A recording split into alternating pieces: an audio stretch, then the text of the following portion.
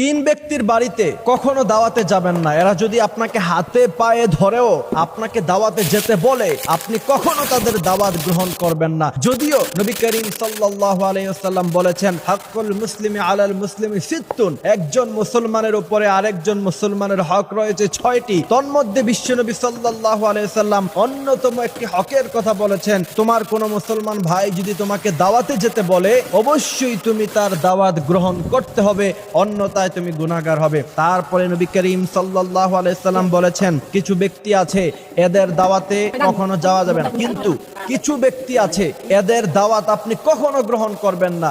মনে রাখবেন, কিছু কিছু সময় নিজের ব্যক্তিত্ব ধরে রাখা আপনার জন্য অত্যন্ত গুরুত্ব, এবং আপনি যদি মান সম্মান নিয়ে সমাজে বাঁচতে চান, যদি আপনি চান যে আপনার একটা সম্মান থাকুক সমাজের মধ্যে, তাহলে অনেক সময় নিজের ব্যক্তিত্ব ধরে রাখতে হয়। এই তিন